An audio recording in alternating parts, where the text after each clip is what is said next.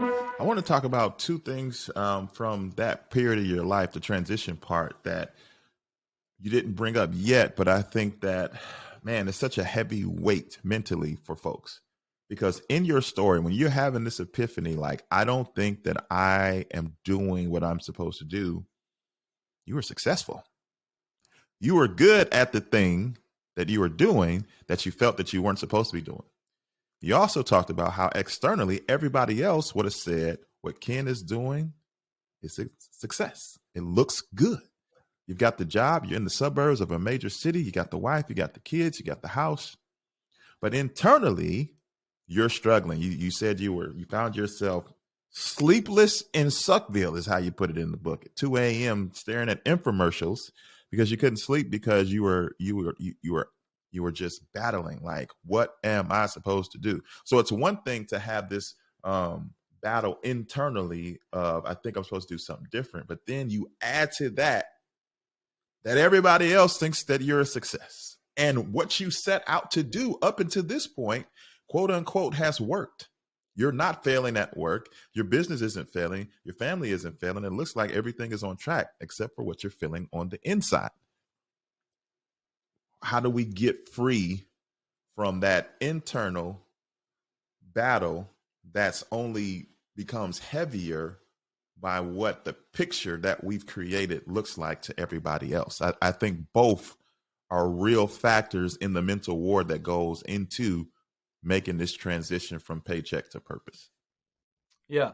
Well, it's a great question. And the answer is you've got to get clear, which is the first stage of the book. It's the most important stage. We'll return to that stage throughout this journey because here's what happens.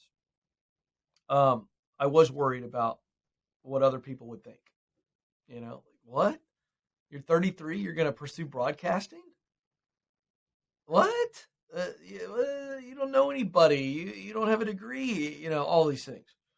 Um, and then you have your own voices, fear and doubt and pride kind of telling you, hey, what if you fail? Oh my gosh, what are people going to think of you? Gosh, you're going to put yourself out there and people are going to tell you you're too old. So all those things are coming at you at once. And so we know that the mind is powerful. William James, legendary psychologist, once said, no matter how absurd something is, if you repeat it often enough, people will believe it. And we've seen through time where dictators have done this. Evil people have controlled masses of people. Just if we think of history and political stuff, right? No matter how absurd something is, if you repeat it often enough, people will believe it. The world's flat. Okay, great. There's just tons of atrocities in human history based on an absurdity that was turned into mind control, and it was total garbage. All right, so we understand that. Now let's personalize that.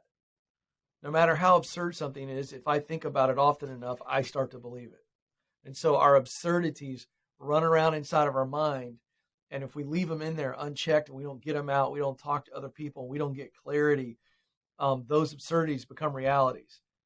The absurdity that if I pivot in my career and start a side hustle, that I'm going to become homeless and starve under a bridge.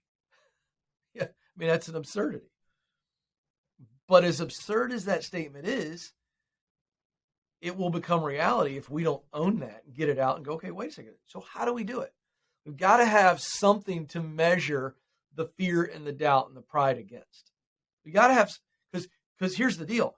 Fear and doubt do protect us at times. I love game of basketball. It's my favorite sport, but I'm 5'8" and I can't jump. Okay. I just can't. It's my reality. All right. So if I go out to the neighborhood basketball hoop and I got a ball in my hand and a guy says to me, hey, can you dunk it? And I look at that rim and everything inside of me goes, there's no chance, Coleman. You might barely be able to touch the net at this stage of your life. I'm doubting my ability to dunk the ball. In that case, doubt's telling me the truth and thus protecting me from humiliating myself. Okay. So that's an absurd example, but that's the truth. Okay. Now, if I have a doubt that, well, I doubt that I can be successful in this area, we got to go, okay, is that the truth? All right. So now let's go and let's look. Do I have the talent? Because the way we get clear is we look at our talent. We have 3 indicators, 3 elements that every human has: talent, passion, mission. Talent is what I do best. Very simple. Hard skills, people skills, character traits. What comes easy to me? What do people compliment me on? Come on, folks. Talent. Raw clay that when we apply practice and knowledge, then we can turn it into a sharpened skill. Okay. Passion, work I love to do, just the task itself, a function that I like to fill, a role I like to play. What fires me up? I think about it and I get the juice. When I'm in the middle of it, I got the juice. And then the last indicator is mission.